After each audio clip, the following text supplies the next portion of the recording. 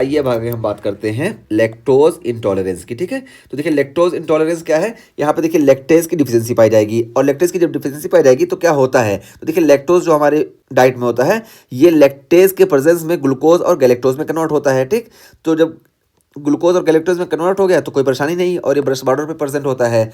लेकिन जब lactase enzyme डिफिशियंस होगा तो ये वाला रिएक्शन नहीं चलेगा, जिसकी वजह से लैक्टोज ये ब्रेक डाउन नहीं होगा। अब क्या होगा, तो देखिए नॉर्मल अपीयरिंग विलाई, तो ये विलाई यहाँ पे जो है ना, विलाई बिल्कुल नॉर्मल अपीयर होंगी, विलाई में यहाँ पे कोई परेशानी नहीं। विलाई जो हमको देखने को मिल रही थी ये सीलियक डिजीज में देखने को मिल रही थी, इस वजह से विलाई जो होंगी नॉर्मल देखने को मिलेंगी। हाँ, अगर when secondary to injury at tips of villi, तो अगर विलाई के टिप पे कोई दूसरी इंजरी हो जा रही है ना, जैसे वायरल इंट्राइटिस की वजह से, तब यहाँ पे विलाई जो है ये हमको जो होते हैं एब नॉर्मल दिखाई देंगी। वैसे नॉर्मल कंडीशन में सिर्फ लैक्टोज इंटॉलरेंस में हमको विलाई जो होंगी ये नॉर्मल दिखाई देंगी। ठीक है, ये चीज़ हुई।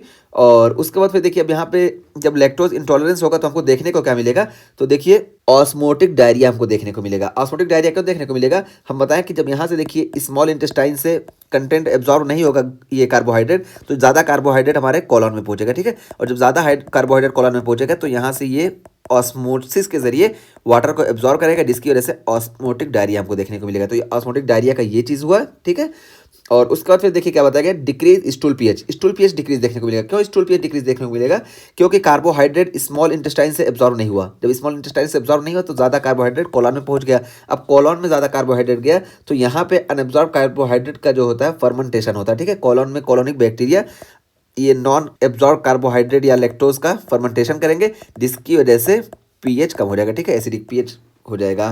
तो देखिए वही है कि अनएब्जॉर्ब कार्बोहाइड्रेट इन कोलॉन, देखिए मैं यहाँ बताया इसका फर्मेंटेशन हो जाएगा, जिसकी वजह से स्टूल का पीएच ये कम हो जाएगा। और यहाँ पे भी देखिए वही बताया गया, कोलोनिक बैक्टीरिया फर्मेंट लैक्टोज, तो लैक्टोज को ये फर्मेंट कर देंगे।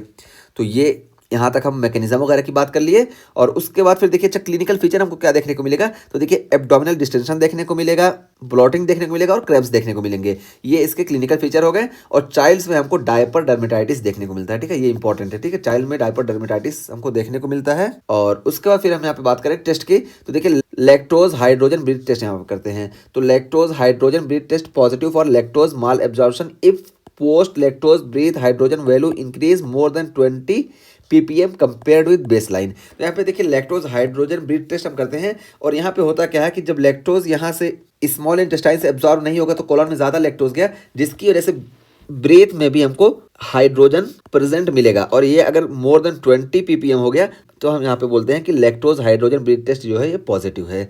तो ये इसी वजह से होता है क्योंकि कॉलोन में ज़्यादा लैक्टोज जाते हैं, इस वजह से हमको ये पॉजिटिव देखने को मिलता है। तो इस तरीके से हमारा लैक्टोज इंटॉलरेंस का टॉपिक कंप्लीट हुआ। और अब आइए हम बात करते हैं पैनक्रियाटिक इंसफिशियंसी की।